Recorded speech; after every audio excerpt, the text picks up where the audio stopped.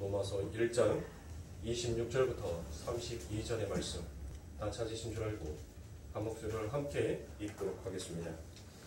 이 때문에 하나님께서 그들을 부끄러운 욕심에 내버려 두셨으니 곧 그들의 여자들도 순리대로 쓸 것을 바꾸어 영리로 쓰며 그와 같이 남자들도 순리대로 여자 쓰기를 버리고 서로 향하여 음욕이 불릴 듯 하매 남자가 남자와 더불어 부끄러운 일을 행하여 그들의 그릇 때문에 상당한 보응을 그들 자신이 받았느니라.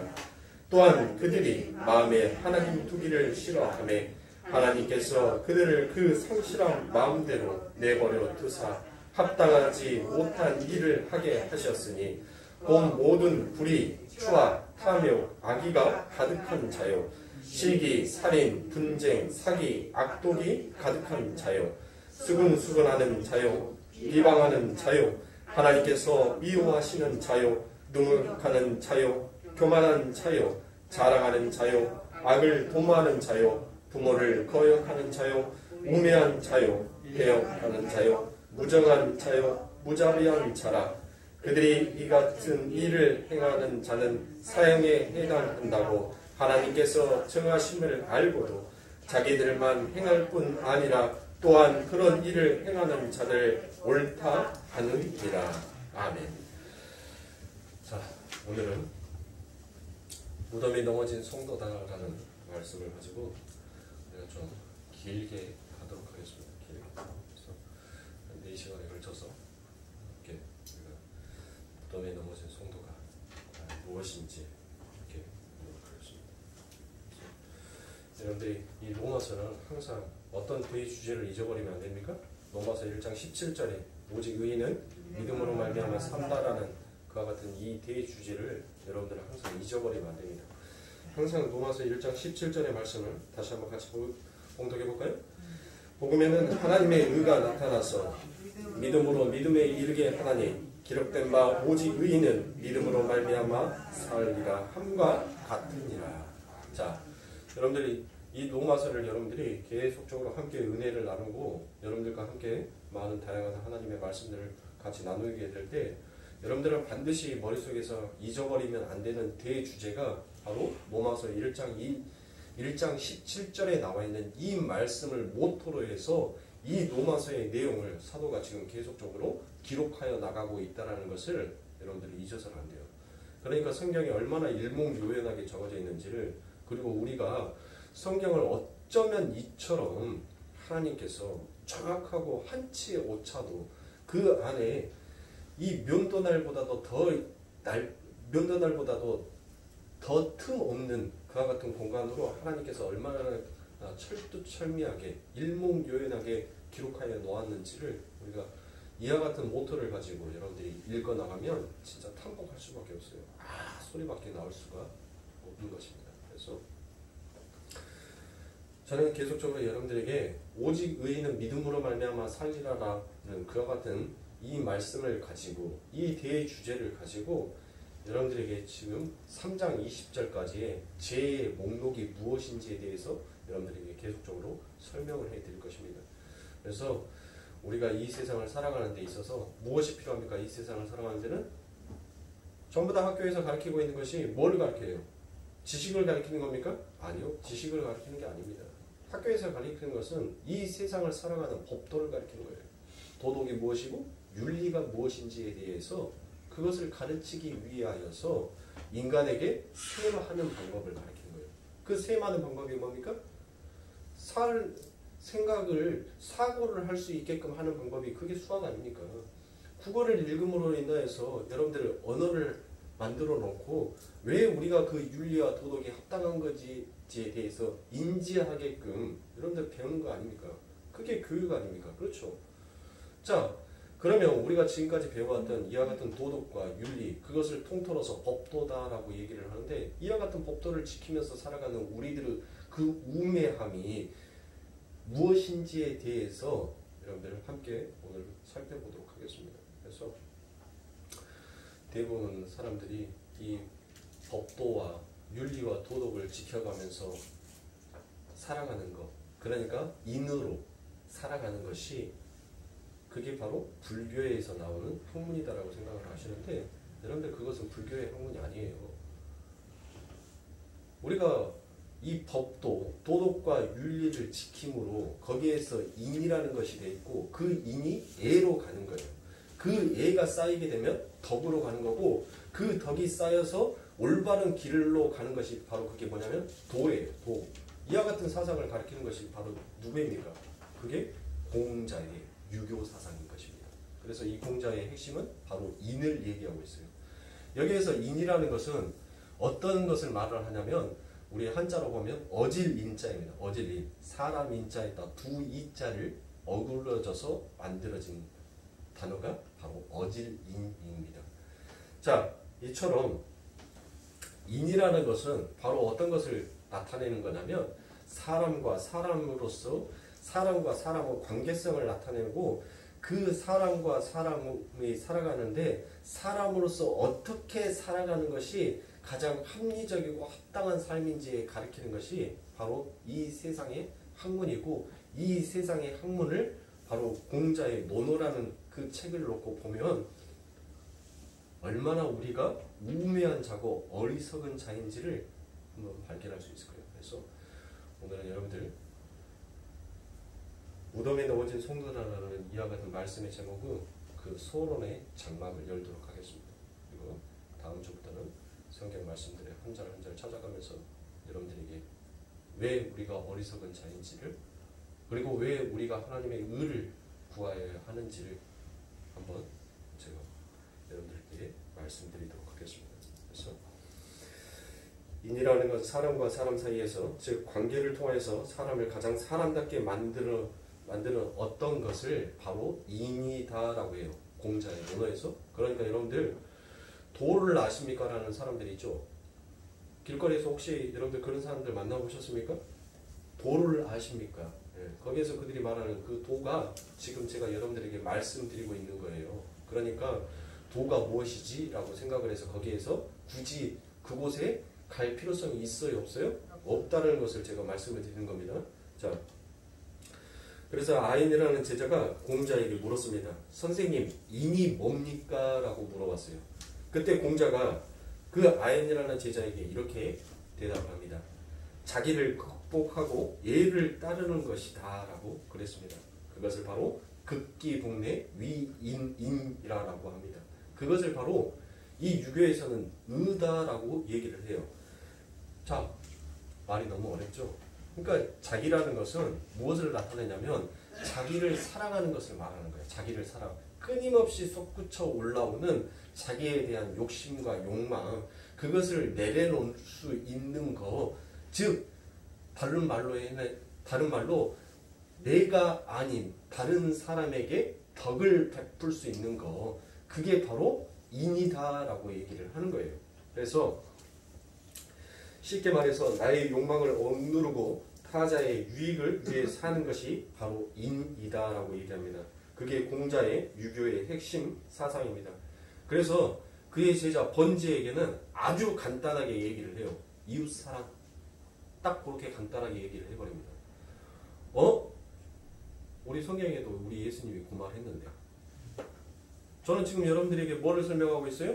유교의 사상에 대해서 인간의 학문의 극이다라고 생각하는 그 유교의 사상, 윤리와 도덕의 모터다라고 하는 그 공자가 가르쳤던 그 사상을 지금 여러분들에게 얘기를 하고 있어요. 그런데 여러분들 보세요. 예수님께서도 뭐라고 얘기를 해요? 하나님 사랑, 이웃 사랑 얘기를 하잖아요. 그렇죠? 네 욕망을 억누르고 너를 희생해서 남을 살리는 거, 그게 바로 이웃 사랑이고 그게 하나님 사랑이다라고 우리 예수님께서도 말씀을 합니다. 그래서 아인이라는 제자가 다시 공자에게 묻습니다. 그럼 예를 따르는 것이 무엇입니까? 라고 얘기를 합니다. 그때 공자가 다른 이에게 신뢰를 범하지 않는 것이 예다라고 얘기를 합니다.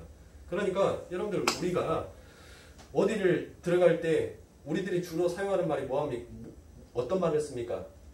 신뢰합니다 라고, 그리고 우리가 그 얘기를 쓰죠. 그러니까 유교의 사상으로 놓고 보면 이 신뢰를 범한다는 것은 유교에서는 있을 수 없는 거니까 그 말을 사용하면 돼요? 안 돼요? 사용 안 되는 거예요. 그래서 이 유교에서는 바로 여러분들이 너무나도 잘 알고 있는 무슨 얘기가 나오냐면 비례물시, 비례물청, 비례물언, 비례물동이라는 이 말이 여기에서 나옵니다. 여러분들 이 말 뜻을 제가 풀어드리면 무슨 말이 되냐면 비례물시, 자 얘가 아니면 뭐 하지 말라? 보지 말라라고 얘기를 합니다. 그 다음에 비례물청, 듣지 말라는 거예요. 얘가 아니면 듣지 말라라고 얘기합니다. 그리고 비례물언, 말하지 말라는 거예요. 그리고 비례물동, 움직이지 말라라는 것입니다. 그러니까 얘가 아니면 듣지도 보지도 말하지도 움직이지도 말라라고 얘기를 합니다. 그래서 이 인의 핵심인 그 예는 예법의 예에 어긋나는 일을 행하지 않는 것이 그게 법도이고 도덕과 윤리다라고 이렇게 바꾸어 말할 수 있습니다. 다시 말해서 도덕과 윤리를 잘 지키며 사는 것이 신뢰를 범하지 아니하는 것이고 예를 따라 사는 삶이다라고 이렇게 얘기를 합니다. 그것을 다 하면 그게 바로 인이다라고 이 논어에서 얘기를 해요. 자, 이렇게 자기의 사욕을 버리고 자발적 예를 따라서 사는 자를 우리가 그 사람들을 뭐라고 얘기를 합니까? 군자다라고 얘기를 하죠. 군자. 군자는 다른 사람에게 강요에 의해서가 아니라 자기 스스로 자기의 욕망을 쳐서 복종시키고 남을 먼저 생각하는 마음을 따라서 행동하는 자를 우리가 대부분 군자다라고 그렇게 얘기를 합니다. 그런데 오늘날 기독교와 이야기하는 것과 기독교에서 이야기하는 것과 별반 다를 것이 하나도 없습니다. 오늘날 기독교가 양산해 내려고 하는 사람들이 바로 어떤 자입니까? 바로 이처럼 군자를 원하는 거 아니겠습니까? 이렇게 예를 따라서 인을 실천하면서 살다가 보면 그 인이 사람의 마음에 쌓이게 되어 그리고 그 사람을 인도해내는 원리가 되고 그 사람의 성품이 되어서 나타나는 것, 그것을 사유하게 된다라는 것입니다. 그래서 인이 그래서 그 사람을 덕스러운 사람이 되게 하고 이것을 바로 유교에서는 덕이다라고 얘기합니다. 그래서 우리가 대부분 뭐를 쌓으라라고 얘기합니까? 우리가 덕을 쌓으라라는 그와 같은 얘기를 합니다. 그런데 여러분들 이 말씀 그리고 공자는 아무도 거스릴 수 없는 자연의 원리를 바로 무엇이다라고 얘기를 하냐면 그것을 바로 도다라고 얘기를 해요. 그래서 이거는 노자와 장자도 도가에서도 마찬가지입니다. 즉 도는 인간이 스스로 따라야 하는 윤리와 사회적 법도를 물론 그게 다 도에서 나온 것이지만 물론 자연 세계 속에 들어가 있는 자연의 원리를 통틀어서 도라고도 그럽니다. 그래서 성경에서도 이 도라는 것이 많이 나옵니다. 하나님께서 내가 곧 길이다라고 할 때 그 길이다라고 말씀하시는 그게 바로 도다라고 얘기합니다. 그러니까 자연의 도를 잘 간파해서 그 도를 따라 사는 것이 예라고 하고 그렇게 예를 행하며 사는 것이 인이다라고 그럽니다. 공자에 의하면 공자는 이러한 도가 행하여지는 나라를 꿈꾸면서 살았어요. 그게 바로 어떤 세계냐면 이상세계입니다. 이상세계. 이상적인 세계가 이루어지기를 소원하며 이 도를 행하는 것을 독려하고 촉구했다라는 말입니다. 그러한 이상세계를 꿈꾸며 사는 자가 성경에서도 나오지요. 그 자들이 바로 누구입니까? 그 자들이 바로 바리새인들 아닙니까? 바리새인들에게 있어서는 여러분들 어떤 것을 꿈꾸고 살았어요? 그들에게도 똑같은 이 공자처럼 이상의 세계를 꿈꾸면서 살아왔어요. 이렇게 사람들에게 인과 예와 덕과 도를 쌓게 되면 그것이 이상의 세계가 될 것이다 라고 공자는 여겨왔어요. 그런데 이 성경 안에서도 이렇게 이상 세계를 꿈꾸면서 살아간 자들이 있어요. 그 자가 누구입니까? 그 자가 바리새인들인 거예요.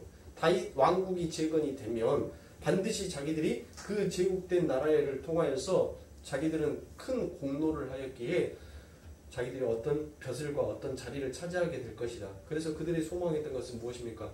다윗과 같은 강한 메시아가 오기만을 그들은 소망하고 바라했던 거 아닙니까? 그렇죠? 자, 이러한 자연의 도를 바로 천이다라고 불렀습니다.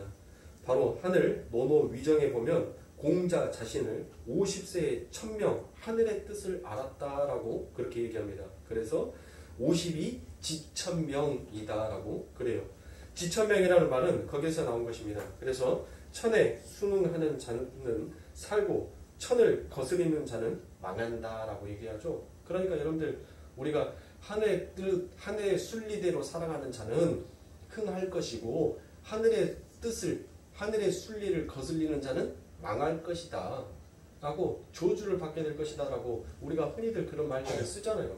그러니까 우리들의 삶과 우리들의 일상 속에서 이 유교의 사상을 얼마나 많이 답습하고 가지고 있는지를 여러분들에게 지금 말씀을 드리는 거예요. 왜 우리가 끝까지 하나님을 의지하지 못하고 나라는 이 전제를 의지하면서 살려고 하는지를 저는 그 실체를 지금 이 공자의 논어편을 가지고 여러분들에게 그것을 지금 이야기하고 있는 거예요.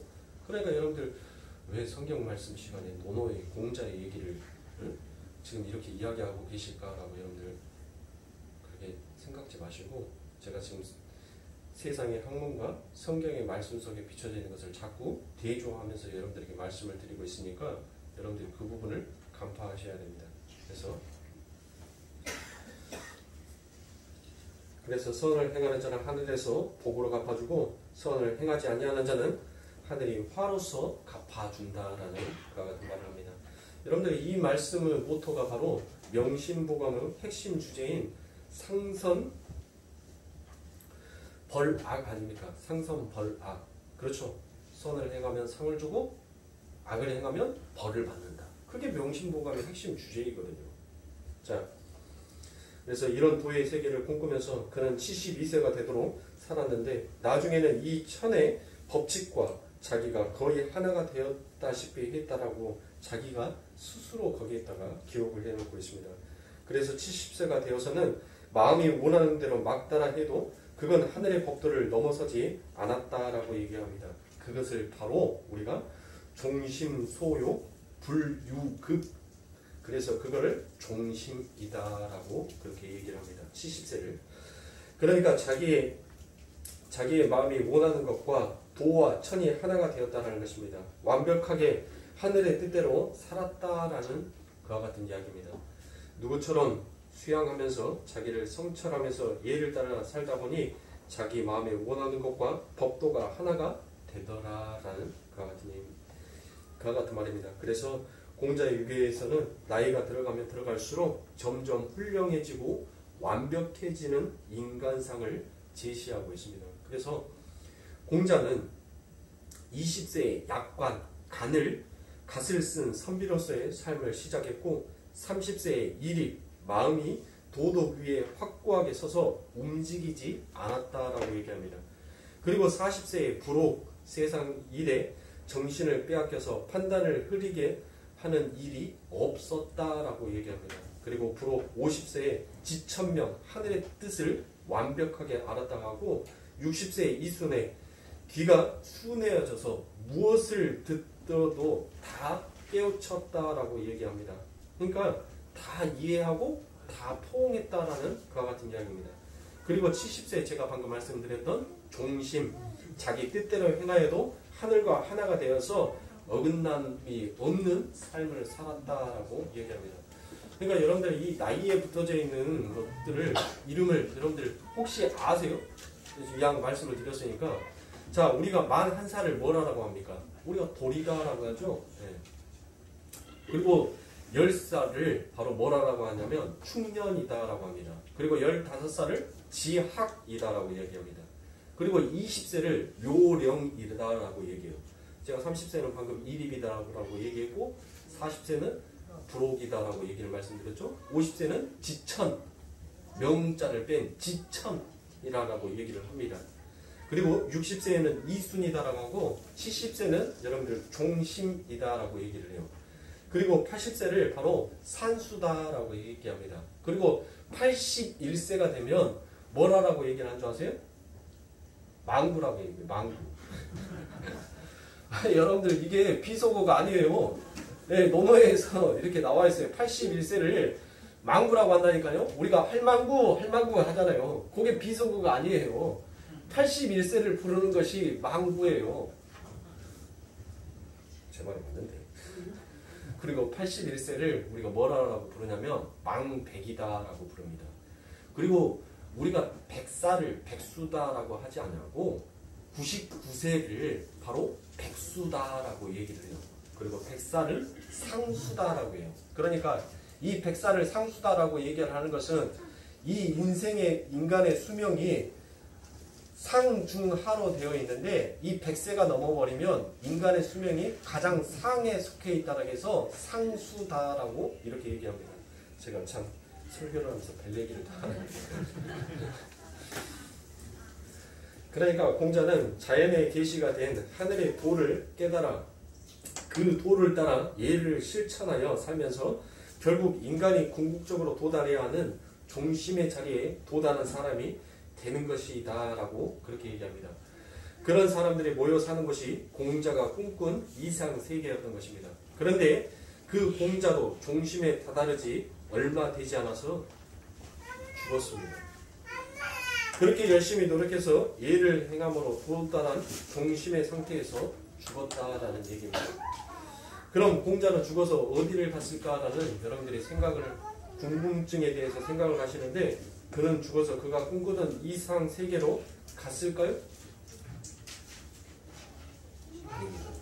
이 공자에게 있어서는 죽어서 가는 사후의 세계가 아니었어요. 그 공자의 책을 보면 공자는 어떤 것을 말했냐면 현세 이외에는 아무것도 인정하지는 않았어요. 그의 책을 보면은.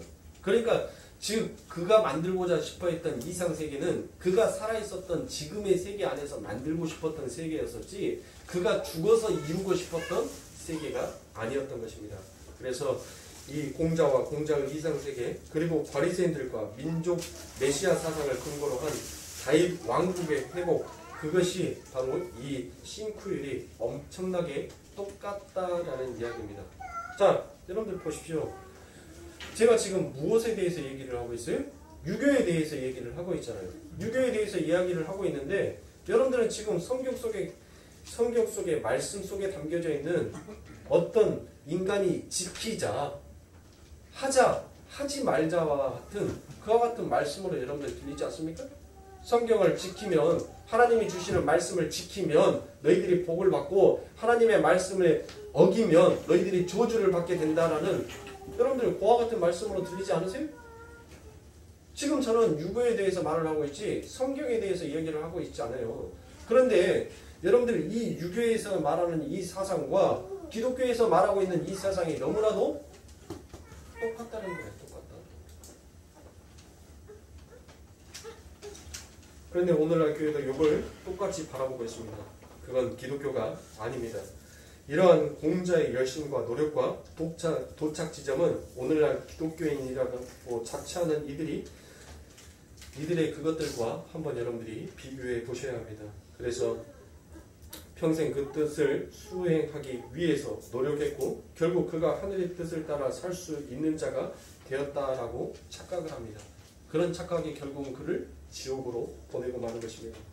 오늘날 교회라는 곳에서도 하늘의 뜻을 안다는 사람들이 많이 있습니다. 심지어 공자처럼 자연 계시 속에서 하나님과 하나님의 뜻을 알아볼 수 있다라고 하는 이들도 진짜로 있습니다. 여러분들 정말 그렇습니까? 우리가 자연의 계시를 보면 여러분들 그 안에 담겨져 있는 하나님의 뜻이 무엇인지를 우리가 진짜로 알 수 있어요? 여러분들 우리가 이 자연의 계시를 통하여서 하나님의 그 뜻을 알아볼 수 있고 하나님의 마음을 알아볼 수 있다면 여러분들 특별 계시인 누가 오시면 안 돼요? 예수가 오시면 안 되는 거예요. 그런데 예수가 이 땅에 오셨단 말이에요. 예수가 이 땅에 그 특별 계시가 이 땅에 왔다는 것은 무엇이에요? 우리가 이 자연 계시 속에서 눈에 보여진 것으로 하나님의 그 뜻이 무엇인지를 우리는 알지 못하였단 말이에요. 그러니까 특별 계시인 그 예수가 올 수밖에 없는 거예요. 그렇죠? 자, 그래서 만약 자연 계시로 하나님이 다 계시될 수 있다면 특별 계시인 예수가 오면 안 됩니다. 말씀과 예수라는 특별 계시가 이 땅에 왔다는 건 자연 계시로서는 안 된다라는 뜻을 나타내고 있는 것입니다. 그러니 섣불리 무슨 자연을 보고 나는 하나님을 보았다라는 이런 말씀을 해서는 여러분들 아니 됩니다.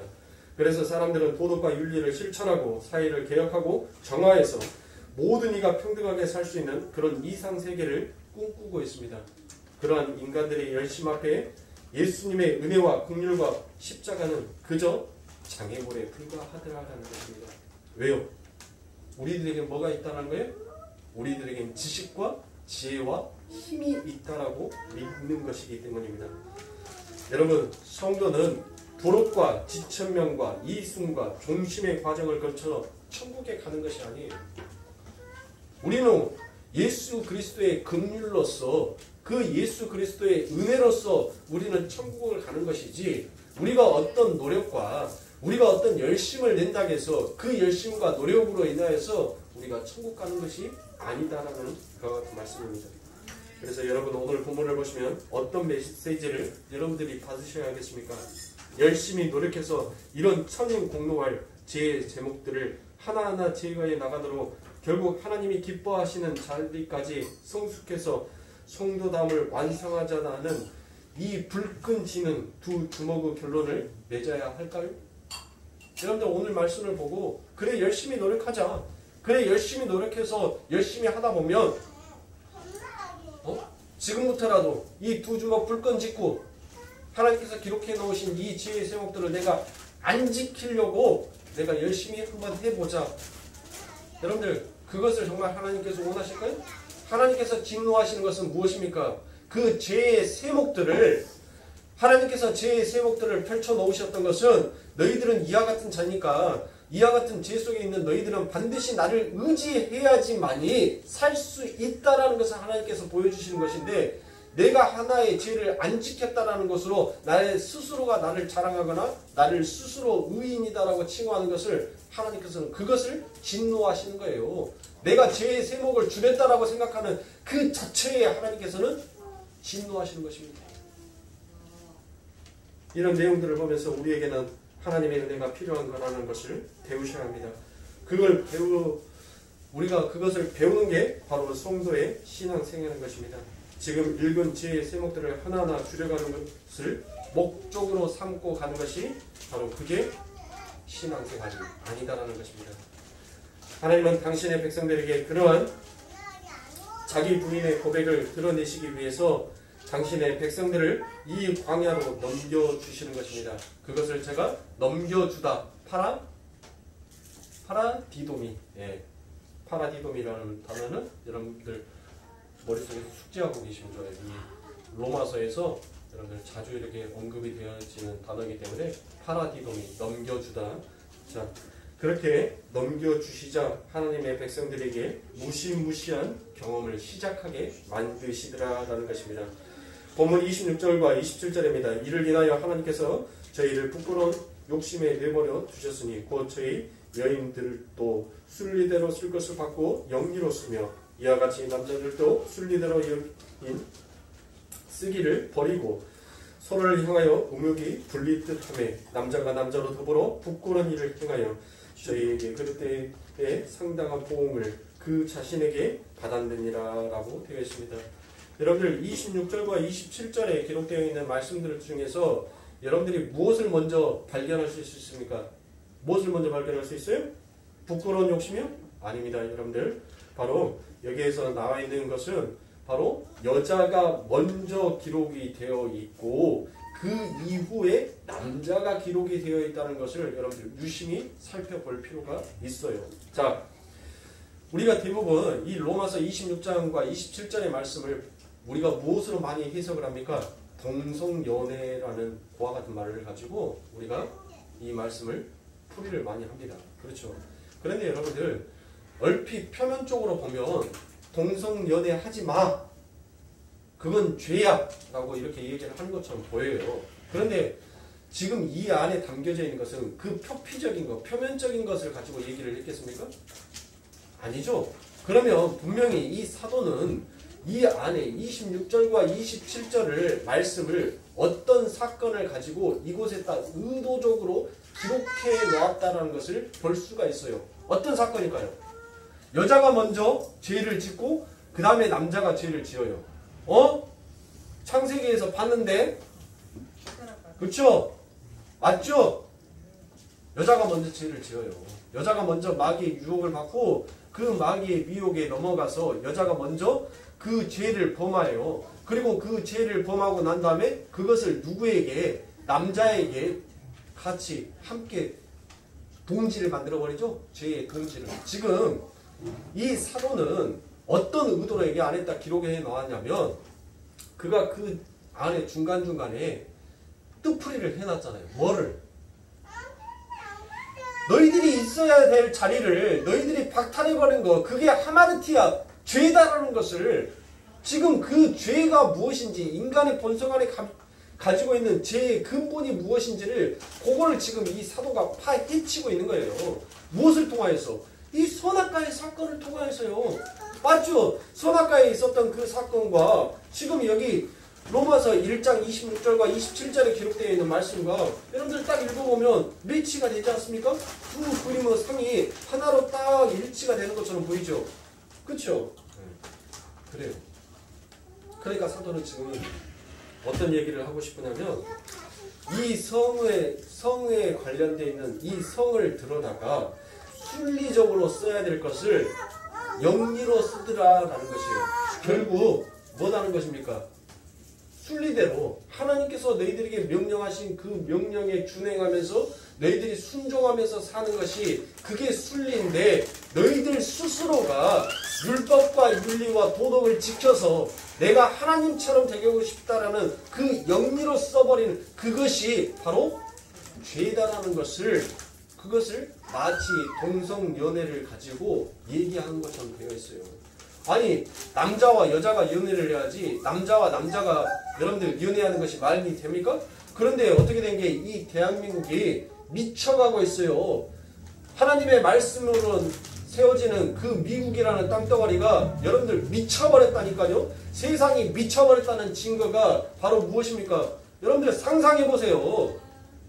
지금 우리가 이렇게 나라를 위해서 여러분들 제가 기도하라고 말씀드린 것이 동성애법이 통과가 되면 여러분들 내 아들이 엄마 나 결혼할 엄마 며느리야라고 데리고 온 놈이 모심에 새끼면 여러분들 그것을 받아들일 수 있겠어요? 내 딸년이 엄마 나 결혼할 사람이야라고 데리고 왔는데 지랑 똑같이 생긴 여자를 데리고 왔어요. 그거를 며느리라고 하고 그거를 사이다라고 받아들일 수 있겠냐고요. 그런데 너무나도 이 대한민국은 아니라고 하고 있어요. 미친 나라 아닙니까? 미국이라는 나라는. 그거를 인정해줬다니까요.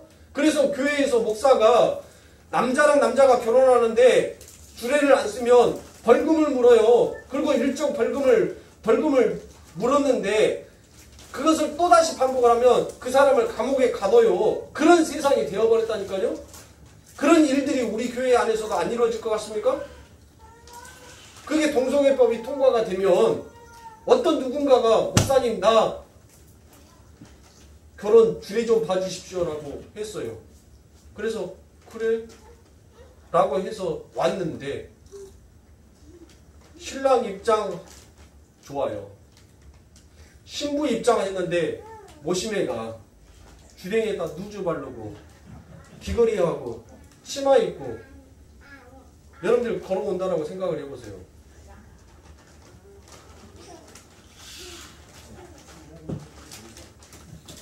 기도하셔야 돼요, 여러분들. 인간의 죄가 극악으로 가고 있어요. 성경의 말씀을 그대로 이루고 가고 있단 말이에요. 그런데 미친놈 자꾸 욕하면 안 되는데 이 미친놈은 정신 못 차리는 이 부모들이 거기에다가 동조를 하고 있어요. 제가 특정 연예인 이름을 말할 수는 없지만은 하라는 그 부모 보세요. 응? 모심의 새끼가 성기 바꾼다고 가시네가 돼요? 그 애 안에 흐르고 있는 것은 모심의 호르몬이 흐르고 있는데 우리들은 기도해야 됩니다. 응?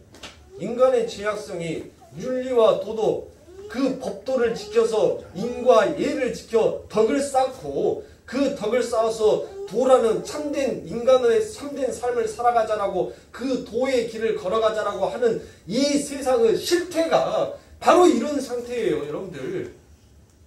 그런데 하물며 세상에 살아가는 법도라는 것도 요 정도밖에 안 되는데 하나님의 법도라는 것을 지키는 우리들이 그 알량한 지혜와 지식, 내게 힘이 있다라는 그것으로 윤리와 도덕을 하나님의 율법을 지키고 하나님의 제사를 지킴으로 인하여서 내가 하나님 앞에 나는 의로운 자입니다. 나는 착한 자입니다. 나는 깨끗한 자입니다. 나는 선을 행하는 자입니다라고 어찌 말할 수 있냔 말이에요. 하나님 눈에 보시기에는 전부 다 뭐합니까? 네? 도치기 개치기인데 똥 많이 묻은 개나 똥 찌끔 묻은 개나 똑같이 똥개인데 네? 그러니 여러분들 제가 왜 이렇게 자꾸 여러분들에게 우리의 행위로 율법을 지키려고 하지 마십시오. 우리는 예수의 행위로 예수의 의로 율법을 지키려고 해야지 나의 힘으로 나의 능력으로 나의 지식으로 그 율법에 다가서려고 한다는 것 그 자체가 그게 바로 죄다라는 것을 여러분들에게 계속적으로 말씀을 드리고 있는 거예요. 지금 이 사도도 그 말을 하고 있는 거예요. 로마서 1장 26절과 27절의 말씀을 가지고 단순히 동성연애 같은 그와 같은 말을 한 것이 아니에요. 눈에 표피적으로 지어져 있던 아니 여러분들 뭐 동성연애만 모시매랑 모시매끼리만 연애하는 것이 여러분들 그게 부끄러운 욕심이고 아니 내가 내 주머니 속에 돈이 없어서 다른 사람 두드러 패가지고 그 사람 주머니에 있는 돈 훔쳐서 내 지갑에 담는 거 그거는 부끄러운 욕심 아니냐고요. 하나님 앞에서는 똑같은 다 죄라니까요. 다 똑같은 죄예요. 어떤 죄가 크고 어떤 죄가 작고가 없어요. 여러분들 하나님 앞에서는 다 똑같은 죄예요. 그러니 여러분들 우리들은 하나님 앞에서 그저 뭐한 자로 하나님 다른 묘목 없는 자예요. 하나님 긍휼의 손, 하나님의 편팔, 하나님의 손이 나를 붙들어 주지 아니하시면 하나님 나는 한순간도 살 수 없는 자입니다. 요 고백만을 하면서 가야 하는 것이 그게 신앙생활이라고요. 그래서 여러분들 거기에서 부끄러운 욕심이라고 번역이 되어 있는 것이 바로 헬라어로 보면 파떼 아티미아스입니다. 파떼 아티미아스. 이 파떼 아티미아스라는 것은 무엇이냐면 빗나간 사랑이라는 거예요. 빗나간 사랑. 무슨 뜻과 같아요? 하마르티아. 아니 활시우를 당겼어요. 그 관역에 꽂혀야 될 그 화살이 엉뚱한 대로 그 관역을 빗나가서 가버리는 것을 우리가 뭐라고 그랬어요? 그게 죄다라고 했죠. 그러니까 부끄러운 욕심 이게 죄다란 말이에요. 빗나간 사랑이잖아요. 하나님께 가야 할 그 사랑이 하나님을 향해서 달려가야 된 오직 하나님만을 바라보면서 가야 될 인간의 그 사랑이 자기를 사유하고 자기의 욕심을 자기의 자랑, 자기의 모든 것들을 위해서 살아가는 빗나간 사랑으로 가버리더란 것이에요. 지금 사도는 그것을 얘기하고 있는 거예요. 순리대로 써야 될 거. 순리가 뭐예요? 하나님 사랑, 이웃 사랑. 그러니까 하나님 입장에서는 뭐가 되는 거예요? 내가 이웃이 되는 거예요. 하나님의. 그러니까 우리 하나님께서 나를 사랑해 주시는 거예요. 누구의 사랑으로? 하나님의 그 사랑으로. 내가 봤을 때는 그 하나님은 나의 무엇이에요? 이웃이에요. 그러니까 나는 그 하나님의 사랑으로 그 이웃인 그 하나님을 예수를 사랑해야 하는 거예요. 그런데 그렇게 가야 할 그 사랑을 그 하늘로부터 오는 그 사랑을 전부 다 뭐를 위해서 써요? 나를 위해서 써버리는 거예요. 나를 위해서. 그게 빗나간 사랑이다라는 거예요. 그게 부끄러운 욕심이다라고 기록이 되어 있는 것입니다.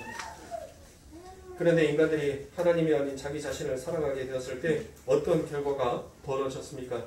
질서가 깨지고 그게 바로 죄가 되어버린 것입니다. 존재가 자기가 있어야 할 자리에서 자기의 역할을 충실히 하는 그 상태를 우리가 바로 뭐다라고 얘기했어요? 그게 의다라고 얘기를 했습니다. 그런데 그 존재들이 자기의 역할을 떠나면서 질서가 깨지고 불의의 상태가 되었다라는 것입니다. 그래서 26절과 27절에 보면 동성애라는 어떤 죄를 설명하는 것이기보다는 바로 그 불의가 진리를 막는 상태, 인간들이 자기 역할을 떠나게 되면 어떻게 되는가를 보여주는 작은 그림에 불과한 거라는 것입니다. 그래서 26절에서 여자가 먼저 여자에 대한 지적이 먼저 나오고 그 다음에 남자에 관한 이야기가 나오는 것도 선악과의 사건과 같은 이야기인 것입니다. 그렇게 순리로 써야 할 것들을 영리로 쓸 때 하나님께서 행하여야 하는 사랑을 자기에게로 쏟아 부을 때 인간들은 얼처구니 없는 상태로 떨어지게 되는 것입니다. 그 상태를 성경은 상당한 보응을 받은 상태다라고 얘기를 합니다. 여기에서 여러분들에게 제가 보응에 대해서 설명을 드렸죠. 이 보응이라는 것은 두 가지 의미를 가지고 있다라고 제가 여러분들에게 말씀드렸습니다. 그러니까 이제 보응이다라고 얘기를 하니까 여러분들이 뭐 하나님 앞에 엄청난 벌을 받는 것이다라고 생각을 하시는데 여러분들 이 보응에는 두 가지 의미가 있어요. 어떤 의미가 있냐면 첫 번째 보응은 하나님의 품을 떠나 있는 자, 그렇죠? 하나님의 진 밖에 있는 자들에게는 하나님께서 뭐를 펴셔요? 진노의 보응을 펴셔요. 진노의 손길을 피셔버린단 말이에요. 그런데 하나님의 백성들에게는 뭐를 합니까? 하나님의 백성이 이미 하나님의 백성은 뭐한 자예요? 우리는 지금 여기에 이 죄의 세목과 우리가 해당이 되어 있는 자예요? 해당이 없는 자예요? 그러고 보니까 자, 해당이 되어 있다. 나는 이 죄의 세목들과 해당이 되어 있다. 속으로만 손 드시고 4명 손 드셨습니다. 자, 나는 이 죄와 전혀 상관이 없는 자다. 우리는 이 죄와 전혀 상관이 없는 자예요. 그러면서 지금 너희들이 이와 같은 죄를 짓지 말라라고 아버지 하나님의 자녀들은 이와 같은 어리석음의 죄를 범하지 아니하는 자다라는 것을 하나님의 백성들에게 성령이 인쳐서 성령의 가르침과 성령의 교훈을 따라서 살아가는 자의 삶은 반드시 이런 자의 참된 도를 행하는 그 길을 걸어가는 자의 삶이다라는 것을 하나님께서 우리들에게 가르쳐 주시기 위하여서 이 죄의 세목들을 기록해 놨지. 이 죄가 우리를 뭐 할 수 없어요? 우리를 징벌할 수가 없어요. 다시 우리를 벌할 수 없단 말이에요. 여러분들 이 세상에서도 이 세상의 법도 뭐예요? 한 번 죄를 범하여서 그 죄에 대해서 형을 받아버리면 일사부전의 원칙 속에서 그 죄를 다시 그 죄에 똑같은 죄의 세목을 가지고 그 사람을 다시 형벌할 수 있어요, 없어요? 없단 말이에요. 이미 우리 예수 그리스도께서 그 십자가에서 인간이 가지고 있는 모든 죄악성, 우리 로마서 1장 26절부터 32절에 기록되어 있는 그 모든 죄악성들을 전부 다 십자가에서 못 박혀 돌아가심으로 내가 다 이루었다라고 말씀하셨어요. 내가 다 지켜버렸다라고 말씀하시고 돌아가셨단 말이에요. 그러니까 뭐 하신 거예요? 우리랑 이 죄의 세목들이 상관이 없어요. 아니 상관없는데 못한데 하나님께서 우리들에게 이렇게 기록을 해 놓으시면서 보게 하셨을까요? 라고 여러분들 생각하실지 모르겠지만 너희들이 징계의 채찍을 맞는 이유가 무엇인지를 하나님께서는 설명하시는 거예요. 너희들이 자꾸 그 옛사람, 죄와 상관없는 자가 되었는데 왜 자꾸 죄에 짓는 어리석음을 범하려고 하느냐라는 그와 같은 하늘의 가르침이 결국 우리를 그 징계의 채찍으로 때리시는 거예요. 그러니까 여러분들 아픈 거예요. 내 마음속에 시기하고 질투하고 사기치고 악독이 가득한 거, 거만한 거, 그 마음으로 우리가 자꾸 가려고 하니까 하나님께서 그 징계의 채찍, 말씀의 검을 들어서 그것을 썰어내는 거예요. 잘라내버리는 거예요. 너희는 그와 같은 자가 아닌데, 너희는 의인인데 의인이 어찌 악독한 일을 네 손에 어찌 오물을 묻히려고 하느냐. 그래서 하나님께서 제거시켜버리는 것이에요. 그러니까 우리가 아파요. 그러면 하나님께서 우리들에게 주시는 이 징계의 채찍은 여러분들 똑같은 보응인데 그 보응은 어떤 보응이에요? 복된 보응이란 말이에요. 복이 가득한 보응이에요. 왜? 그 안에는 영생이 담겨져 있는 보응이니까. 그러니까 여러분들 이 보응이라고 기록되어 있는 이 말씀을 단순히 나쁜 의미로 생각하지 마세요. 예수 밖에 있는 자, 자기의 예수 안에 있으면서 자기의 의를, 자기의 행위를 끝까지 내려놓지 못하고 바리새인들처럼 사두개인들처럼 그렇게 살려고 하는 그와 같은 자들에게는 하나님의 보응이 펼쳐지는데 그들에게는 뭔 보응이? 저주의 보응이. 그러면 저주는 뭐가 저주다겠어요? 성경 속에서 저주가 뭐가 저주예요? 여러분들 뭐 질병 걸려서 아픈 것이 저주입니까? 예배 시간에 기침하는 것이 저주예요? 아니 베레아파 김기동은 다 그렇게 말하잖아요. 에? 김기동은 그렇게 얘기하잖아요. 엔치 오면 너 귀신 들렸다야? 감기 걸린 것도 귀신, 배고픈 것도 귀신, 배부른 것도 귀신, 똥 싸는 것도 귀신, 오줌 싸는 것도 귀신. 전부 다 김기동이가 말한 것은 그 귀신놈 그거 아닙니까? 에?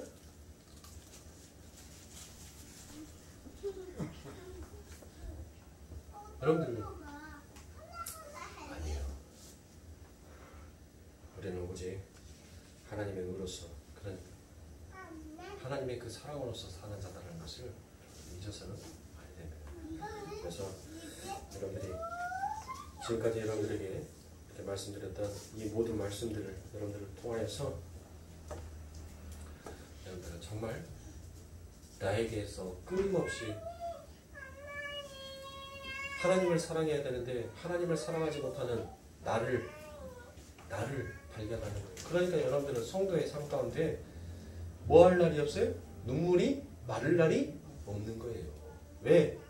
자꾸 그 하나님께로 향해야 되는 그 사랑이 자꾸 나에게로 향하고 있으니까 그러니까 날마다 우리는 징계의 채찍을 맞으니까 그러니까 날마다 울어요. 날마다 아프니까 운단 말이에요. 그런데 우리가 그렇게 해서 내가 진짜로 우리가 그 단계를 뭐라고 해요? 이제 하나님 품에 가 있어서 가는 단계를 성화다라고 얘기를 하죠. 그 성화의 단계에 그 영화로운 단계에 딱 들어가게 되니까 누가 우리의 눈물을 닦아줘요? 우리 하나님께서 우리 예수님께서 우리의 눈물을 닦아주신다라고 얘기를 되어 있죠. 그래요. 우리는 이처럼 끊임없이 나를 사랑할 수밖에 없는 존재다라는 것을 우리는 이 삶을 통해서 배우고 가는 것입니다. 그러니까 사랑하는 성도님들 바로 보상, 리워드라고 번역이 된 그와 같은 보응은 바로 유익한 보응이 있다는 것입니다. 그래서 세상에는 벌이 되는 것이다 라고 얘기합니다. 그러니까 성도에게는 유익한 보응이 되는 것이고 이 세상에게는 바로 뭐가 되는 거예요? 퍼니시먼트, 벌이 되는 거예요. 벌. 그러니까 이 보응 안에는 두 가지 의미가 있다는 것을 여러분들 잊지 마십시오. 그러면 여러분들에게 주어지는 이 보응은 무엇이겠습니까? 바로 유익한 보응이겠죠? 성도를 유익하게 하는 것이니까. 그래서 세상과 별반 다를 게 없는 넘겨주는 삶을 살게 되는 것입니다. 그런 우리들의 삶 가운데 있어서 여러분들 고통이 있지만 그 고통은 바로 우리를 아버지 하나님의 나라로 성숙시켜가는 하나님의 참된 의미다라는 것을 여러분들이 잊지 마시고 오직 예수 그리스도의 은혜, 오직 예수만을 바라보면서 여러분들 가십시오. 그게 우리가 살 길이에요. 나의 의를 버리십시오. 율법주의를 버리세요. 기복을 버리세요. 만사형통, 여러분들 예수 믿으면 만사형통이라는 말은 그거는 점쟁이들이 하는 말이에요. 우리의 행위로, 우리의 의로 우리가 천국 가는 것이 아닙니다. 우리는 오직 예수를 바라보고 예수의 의로, 예수의 긍휼로 천국을 간다는 것을 잊어버리서는 안 돼요. 제가 여러분들 이 공자의 유교에 관해서 여러분들에게 그 많은 시간들을 소비해 가면서 여러분들에게 설명해 드렸던 그 이유가 무엇인지 조금 감이 오세요? 그러지 못했습니다. 이렇게 준비하는 것도 저도 만만치 않아요. 그런데 이 준비하는 것 속에서 여러분들이 놓치고 가시면 안 될 것은 그래 히브리서 12장의 말씀처럼 우리가 예수를 바라보자라는 그 말씀이 왜 참된 진리인지를 여러분들이 오늘 이 예배 시간에 깨달으셨다면 그것으로 만족합니다. 그것으로 충분히 예수만 바라보면서 또 더운 이 한 주간 여러분들 승리하시는 사랑하는 성도님들의 삶이 되시길 주님의 이름으로 축원합니다. 기도하겠습니다.